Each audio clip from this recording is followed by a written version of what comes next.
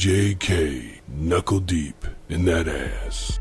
Today, on episode 10, JK and Joey get into NFL London. We talk Louis CK. We discuss the city of Buffalo. We give a Kaepernick update. We out some fucknuts. And we bring back This Week in HipHop. All on a shave your pubes and punch you in the face type of podcast show. Let's go.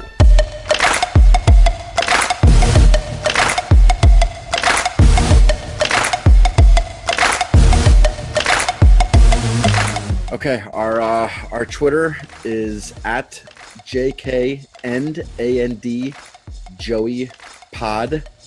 P-O-D. That's our Twitter handle. I update it with all the episodes, all the links, a bunch of random comments from the two of us. Instagram is at JK'ing Wit, W-I-T, Joey. We are also on Facebook, JK'ing with Joey. We are also now on iTunes, Spotify, Google Play Music, SoundCloud, YouTube, all platforms where you can get podcasts. And for anything we talk about during the show, I put links on our Facebook episode threads. So whatever we talk about on a specific episode, you go to that thread on our Facebook page and you'll find pretty much everything we talked about. We encourage our fans to reach out to us. You got issues, you got beefs, you want to give us props, reach out. If you submit anything as a fan and we like it, chances are it will make it on the podcast. Right, no, I agree.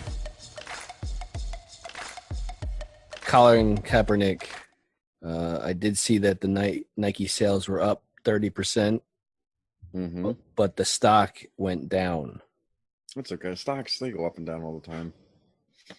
I'd rather have the sales, to be honest. I listened to a bunch of different people's opinions. I listened to documentaries. I just did a lot of deep diving into the Kaepernick bullshit. Mm-hmm.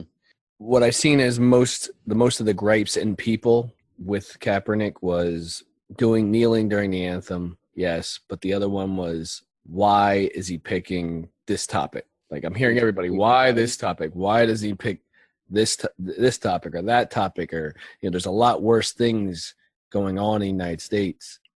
How is that even a good gripe, a good bitch? Because if he picks something else, you just bitch. They should be picking something else. Yeah. Like, no matter what he picks as a purpose, you're going to be bitching and moaning that he should have picked something else. Well, he's black, and there's nothing bigger in the black community right now than police brutality. But if you go through his history in life, they use that against him. Yes, he is half black, but he's never known his dad. His dad bailed at birth, gave birth by a white woman who gave him up for adoption at 5 months old to a pretty amazing white family. Right. Predominantly white town, was raised, and then for him to have this purpose, which I don't mind. I think it's a great thing to stand up for something, but you're kind of confusing your critics. He's, at the end of the day, he's still a black man. True. In America. But he's never had the black struggle himself. Well, yeah, I've never heard of him getting arrested or anything like that. I mean, maybe it's happened to friends of his, maybe it's happened to other family members. I mean, who knows? But I'm sure maybe he's just an activist at heart. Maybe he just didn't like what was going on, and it is what it is. But I mean, people are just. Here's my thing: you don't like it, you don't agree with it. That's fine. That's great and all well and good. You don't have to. The extremes that people are going to, like, I don't know if you saw just a day ago, there was a barbershop owner. He had to come out and apologize because he had a Colin Kaepernick doll hanging from a noose inside of his shop. Oh, like that's just proving his point is what you're doing. The kneeling is his right. And it's not like it just happened when Trump was in office. He did this when Obama was in office. Right. So it's not because of Trump. It's not because of Republicans or anything like this. It's just a stance that he's trying to take. And if anyone tells me again that he's not blackballed out of the NFL, he's just not good, I swear to God, it's the stupidest argument you can have. You're telling me right now the Bills couldn't use Colin Kaepernick? Of course. You know what I mean? You bring up the Bills. I mean, we'll come back to the Kaepernick thing, but I mean, because the word going around is that the Jags will be moving to London and being a London NFL team. Really? shouldn't the Bills be the team that we send over there? Why are we going to give them a Super Bowl caliber, probably this year, Super Bowl caliber team? I don't understand how they're going to do that. That is the most gigantic disadvantage for an away team ever. The Jags have not lost. They're the only team that plays there every time. But most of those games in London are fucking terrible. Yeah, I don't disagree with you, but let's give them a terrible team. Right. No, I agree. Yeah. We're gonna give them the fucking Jags, who will be good for next decade. I mean, they're young squad. I mean, the Jags were really bad for a really long time. Buffalo football is all they really have. So I think that they have a pretty substantial fan base. I mean, that might be the way that they're looking at it. And Jacksonville is not really that big of a market. I mean, I'm trying to think of what other market you could move. But Jacksonville only has football too. They don't have basketball or hockey or. Yeah, but you see more Bills fans. I mean, the Bills have been around forever. The Jags were an expansion team, what, in like 2000, something like that. I don't think there should be a team in London. Give them games, give them a few games a year, but I don't think that there should be a team in London at all. But if you're going to send a team over, yeah, based on record and the sheer shittiness of the team, yeah, you give them the Bills or the Browns. No, the Browns. They're going to win their division this year, I hope. Good. Now they look good, yeah. Oh, so much crazy shit going on, but I don't know. I again, on Kaepernick, everyone just need to calm down. Like, it happened. It is what it is. He's not doing it anymore. He's not in the league. It's over. What are you going to do? He has that freedom, whether you like it or not. Devontae Davis. Yeah. What's your thoughts on that? Hold on, I'm trying to. I mean, as far as me, when I heard about it, I don't know. I got this proud feeling inside of me. Like, it takes a lot to walk away from the game, from millions of dollars. And the fact that he did it at halftime, like he just said, in the middle of the game, he's like, what the fuck am I doing? Unless he later on said he's the guy that says, "Oh shit, I fucked up. I need to go back." But if he stays away from the game and is happy, I'm proud of the guy. The big controversy was it was that he just left. He didn't tell anybody. He just got dressed. His team went out in the field and he just bounced from the stadium. That's what everyone was all butthurt about. But you're talking about at halftime. It happened at halftime. It happened at halftime. Yeah, but yes. They went out for the third quarter and he just stayed in the locker room and just bounced. Can't let his teammates know he was quitting or anything. I give him more respect for that. Like, to go around and look, pay attention to me, look at me, and make it about him. A distraction, right. Yeah, when they're trying to win a football game. But let's be honest. Do you think his heart wasn't in the game, or do you just think that he's like, fuck, I got to play for the Bills. We're going to suck. There's no way we're going to make it to the playoffs or even a Super Bowl. What's the point of being here? I think that weighed in. Why damage my body, or why risk my body or my health to play for this team? If that's the case, if he's truly thinking like that, then next year we're going to see him on a different team, and then this will be all just bullshit. I can see it. But if he truly stays away from the game, I think I have much respect for him. Halftime, just packing his shit up, just walking away. I think he'll stay away. If you talk to a lot of these football players, they don't really want to be playing football. They'd rather be doing anything else. It's just they're really good at it. They know they can make millions of dollars. Right. That's the only reason they do it. Somewhere during that first half, he might have took a big hit or gave a big hit, or and it just sunk in like, damn, we fucking suck this season. You know what I mean? Like, you think it took a concussion for him to realize that the fucking Bills suck? Well, I think it took 2 games for him to realize it. I mean, like, they probably came into the season with high hopes, with maybe the Patriots were going to start to downslide and maybe they can get into the playoffs, but that's not the case. He's probably like sitting on the bench, like, how many third and outs are these assholes going to give me? Yeah, exactly. How much time? Yeah, imagine the amount of time he's spending on the field with that offense sucking like that. Oh my God. Ugh. Yeah. Anyway, good for him. That's my opinion. I'm not mad about it. I mean, whatever, it is what it is. I'm mad about it at all. I mean, he's got Nathan Peterman as his quarterback, and then he's not working out, and then they throw another shit quarterback who's a rookie who they said is going to be a 3 or 4 year project. Now they got him starting the game. He knows goddamn well they're going to go 1-15 or 2-14. So he's probably like, why harm myself on the football field, or just fucking get out? I have millions of dollars. My family's set. All these mouth breathing idiots that just sit back and eat popcorn and pizza, from their couch all fucking day, telling some guy who's been in the NFL for 10 years how he should feel about his body and his finances. Yeah. Go fuck yourself. If I got signed by the Bills, I'd retire immediately. I'm surprised that whole team's not demanding trade requests. Not only are you on a terrible fucking team, but you're in Buffalo. It's always under snow. Yes. It's like, and have you seen the city of Buffalo? It looks like Reading, to be honest with you. Like the row homes, and it looks like shit. Fuck Buffalo. Made it to 4 straight Super Bowls. You couldn't win one. Fuck yourselves. That's a hell of a run. That's worse than the Eagles. We made it to 4 straight NFC Championship games. I don't know. It's crazy. You can't win one. I didn't have anything. Oh, do you want to touch on Louis CK? Louis CK, he had, he was kind of banned from everything. I guess a couple women came forward and said that he invited them to his hotel room or whatever room, and he would just pull down his pants and just start masturbating in front of them. He would ask permission first. Did he ask permission? Once they gave permission, then he proceeded to do that. Well, then why is he in trouble then? Because the women came out and talked about it, which then puts him in a perverted Me Too moment. I don't think what he did was I wouldn't do it, but I don't think what he did was wrong. I think he did the right thing by asking first, and they gave permission. And apparently the women that came forward said all they really did was laugh at him, giggle and laugh.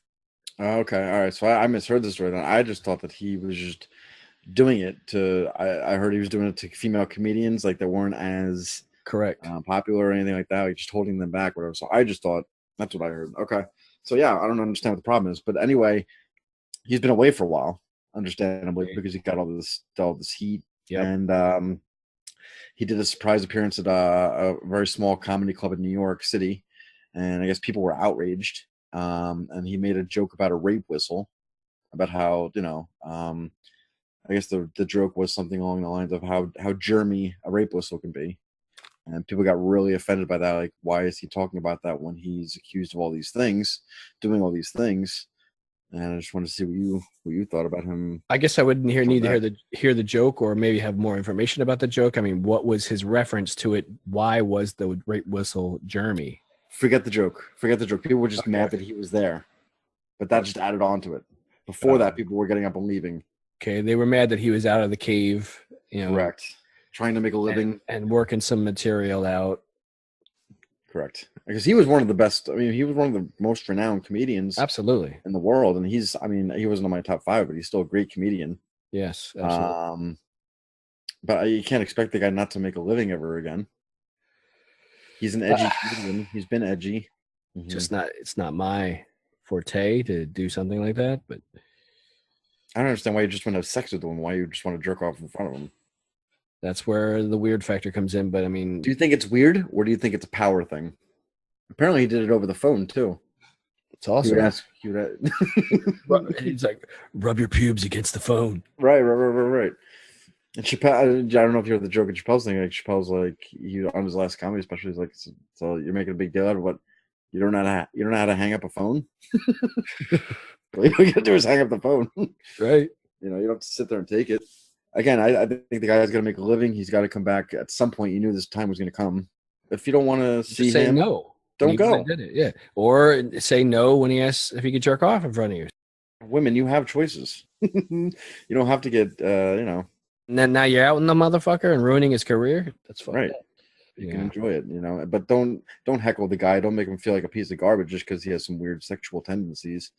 The guy makes a living just like anyone else. Nobody knows what you do in your bedroom. No one gives a shit. Just because he makes millions of dollars and makes people laugh. Now you give a shit. And now you want to, bring this guy's whole world down. It doesn't make any sense. But that's the fucking America that we live in. It's fucking stupid. And he's a ginger, so I felt like I needed to bring it up and stand up for my peoples. So good job. Stood for something.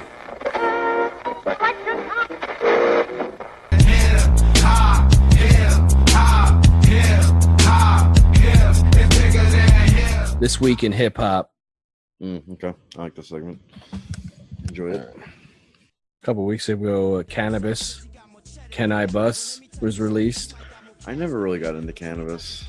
I know that everyone hails him as like a great lyricist and shit, but he just was so angry all the time. Yeah, he was. And I couldn't get into his mathematics and all the shit he was spitting. Now watch me rip the tap from your arm, kick you in the groin, stick you for your Vanguard award in front of your mom, your first, second, and third born, make your wife get on the horn, call Minister Farrakhan, so he could persuade me to squash it. I say no, he started it. He forgot what a hardcore artist is.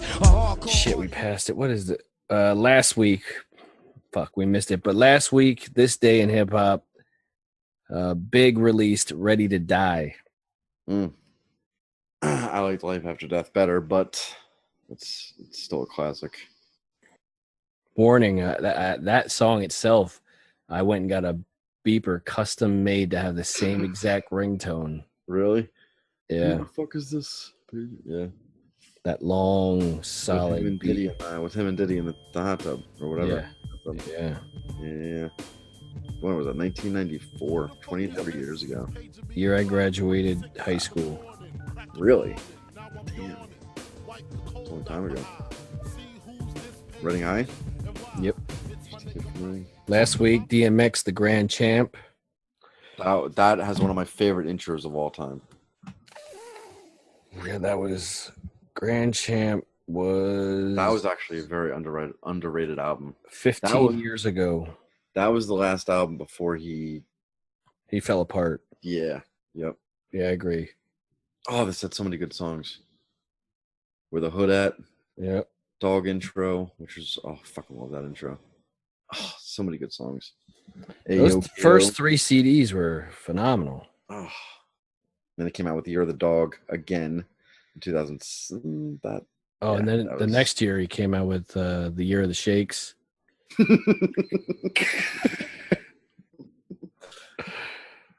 And then after that, it was the year I didn't pay taxes. Yeah. And then after that, it was the year that I'm meeting my son for the first time in the studio. Did you see that shit? Oh my god, painful to watch. It's depressing to see such an impactful artist in my era. Such a dirtbag. Just that was the drugs though. Falling apart. Poor guy. That was drugs.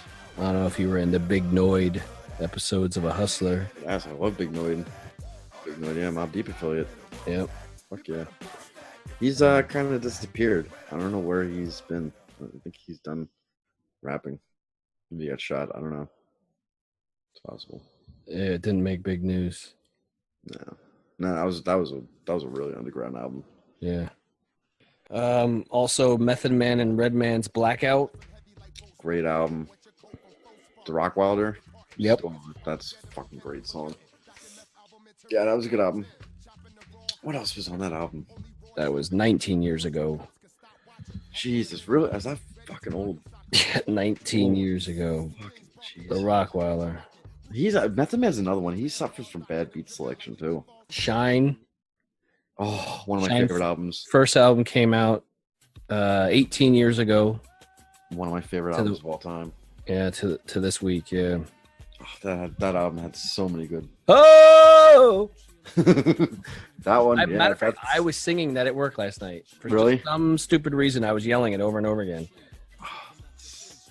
As good as that song is, it's not even on my top 5 songs on that album. Right. I mean, but in all fairness, that song was heavily overplayed on the radio. Yeah, and I don't get it. Like, that was like a hard song. Like, gangsta song. Somehow I think Puffy gave like an innocence to Shine somehow until he shot that bitch. But that'll take away your innocence. Yeah. And you shot her in a roundabout way. Oh yeah. Like, didn't he like shoot something up high and it fell and hit her in the face? The bullet ricocheted. That's right. Yes, that's it. Yeah. And then he shot up in the air. Yes, he shot up in the air and the bullet ricocheted and hit the bitch in the face. Oh, what luck! And T got deported. Well, he did what? 10 years in jail. Something like that. Yeah, he did it. He did a nice, sweet album over the phone. That album's terrible. Imagine, but if that chick died, he'd still be in jail. It was anticipated though, whether he was in jail or not, and it sucked or not. Like, that album was highly anticipated. Oh, I know. Like, people wanted to hear it because the first one was so good, and like he could have had a great career. Yes, and people were itching for some fucking Shine.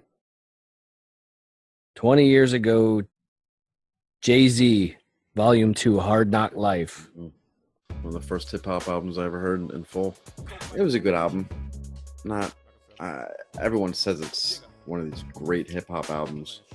It was good, in my opinion. It had some songs on there, but it wasn't. I don't think it was great. I loved Volume 1. Fucking. I like Volume 3. Volume 1 and Volume 3 I enjoyed. And Reasonable Doubt. I fucking love that album. Jay-Z's got some duds too. For as much praise as he gets. Oh, I know. He's got some duds. He puts out a lot of content. Like that 444 album. I didn't see what the big fucking did. He wasn't even rapping on it. He was talking over beats. True. So I don't even know what the fuck. And was that the one they did over? Or... Yeah, Tidal. You can only get it on fucking Tidal. Yeah. His streaming service. Yeah. It was smart for him to do, though. I mean, this was a big album. Came out this week, 10 years ago. T.I.'s Paper Trail was a pretty big fucking album. It was a huge album, yeah. Yeah. Did that have Rubber Band Man? No. No, that had the one with Rihanna. Let me look at it. Oh, Live Your Life. Yeah. Live Your Life. Swing Your Rag is a pretty big song. Yeah. You used to get you yourself used to get fucking hammered and take your shirt off and swing it around the top of your head with that song blasting. T.I. gets me hype. Oh, Dead and Gone with Justin Timberlake. That was a huge song. I didn't like that song. Swagger Like Us. Swagger Like Us, yeah. All right, this is really, yeah. You know, my favorite song on that album is actually the intro. I like a lot of intros. Sometimes the intros are the best songs. Just like the intro in General Admission. Yes, yep. Was that Alpha Omega? No, it was where he does a rap. There's no music behind him for like minutes, and he's building up. I gotta listen to that again. This thug life, nigga, we don't cater to you hoes. Fuck with me, have 100 motherfuckers at your door with fofos.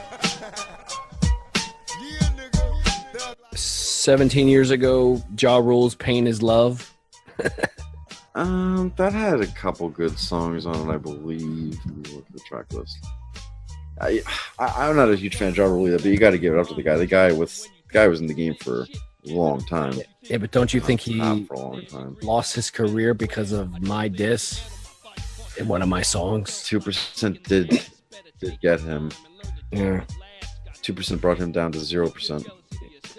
Yeah, I called his bitch ass out. Well, Pac, tell Ja Rule how we do it your way. Ja, you faggot. Get on your knees and pray. Murder Inc. can eat a dick, they ain't keeping it real. Ja Rule spends his days thinking of which Pac lines to steal. Feel steel, better enjoy your last meal. Hollow points chasing you and you're the kill. Ja pretending he's pocket trying to take out 50. What are you, a thug? Put down the mic and come get it.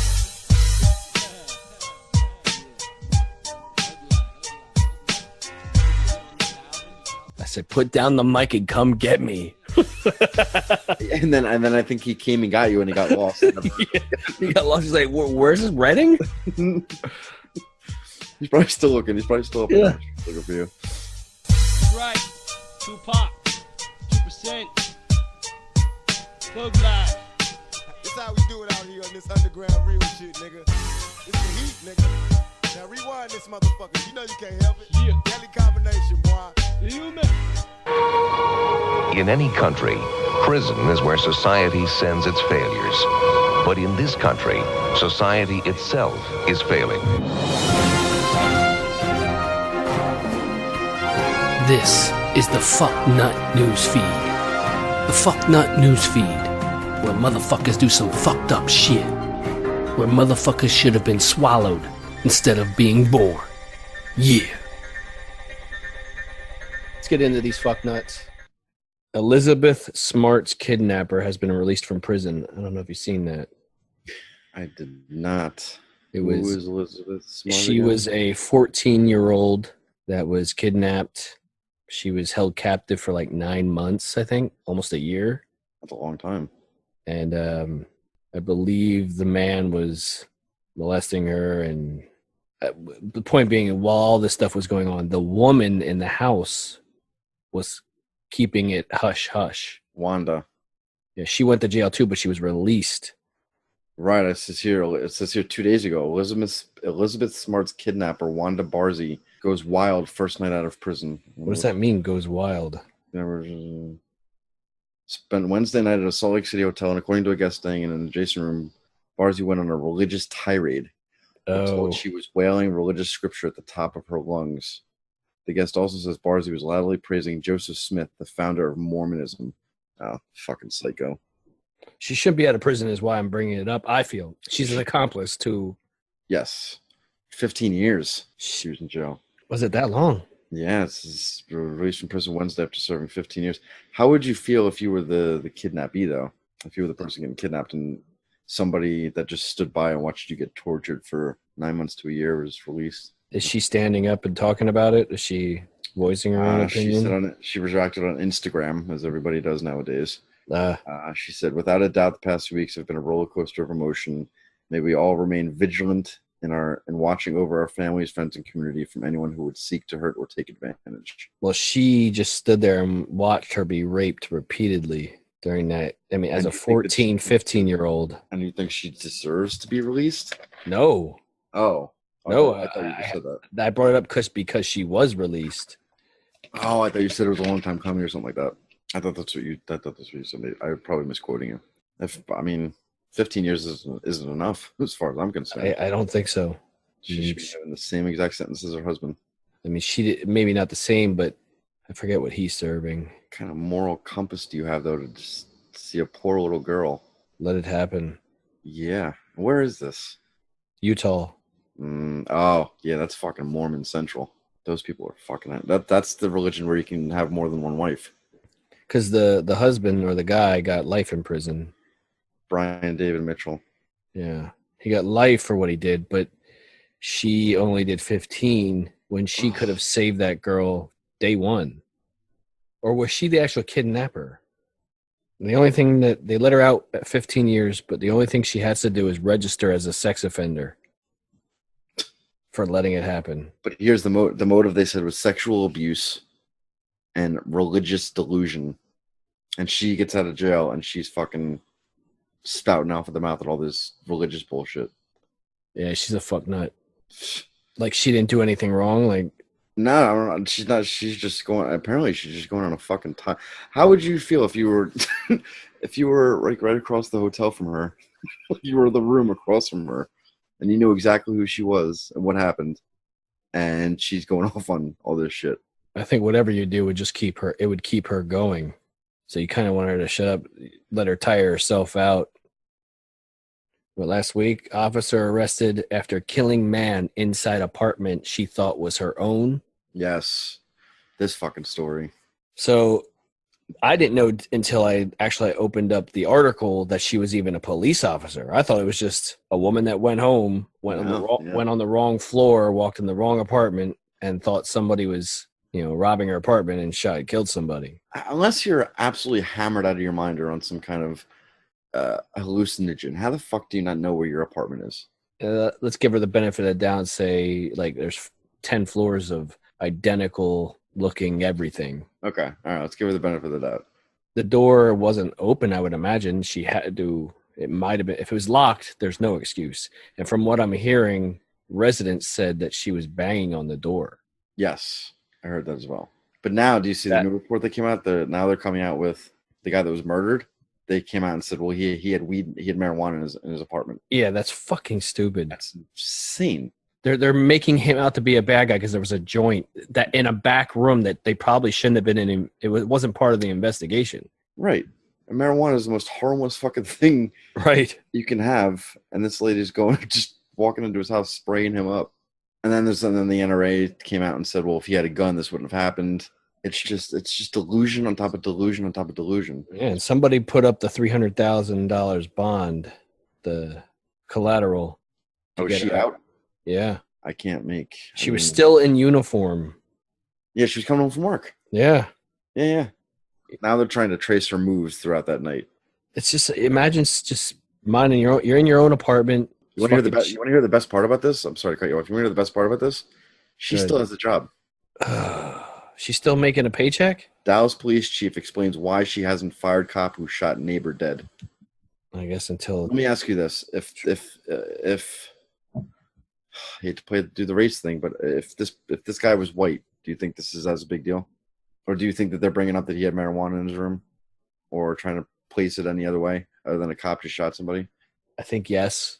This isn't a matter of race. This is more a matter of a cop that made a massive mistake that they are trying to save the precinct. Because not only the cop is going to get a lawsuit, the precinct's going to get a lawsuit. It's going to cost the precinct a lot of money. So I feel like they're going to do their best no matter what color the person is. If I was his family, I'd go after fucking everything. Oh, and forgive us. Forgive us for the very little laughs in this episode. I promise we'll get back to the funny next week. I'm not mad about it. I mean, whatever. It is what it is. I want to give a big thank you to my co-host, Joey Shalamo, a.k.a. Joey Fire, because he spits that real shit, a.k.a. Joe Seth Curry, because he's money from outside the PA. Hey, I'm out of here like a fat kid in dodgeball. I want to thank the audience for fucking with us. From Reading to Queens and everything in between, we out. Thus I rose up from the concrete, making something from nothing with cost me. Cause every single person I can spit a verse is thinking that they're better than the veterans. So whip that Perkins, so I'm lashing with an everlasting passion. Rap them when I show you with a curse. Don't wanna take it there, but we gotta make it clear. We'll drop you in a heartbeat. Watching your buzz die down, we're getting ours right now. You can try, but you'll never stop. Killing up, got 'em screaming for more. Independent living, now we're keeping it raw.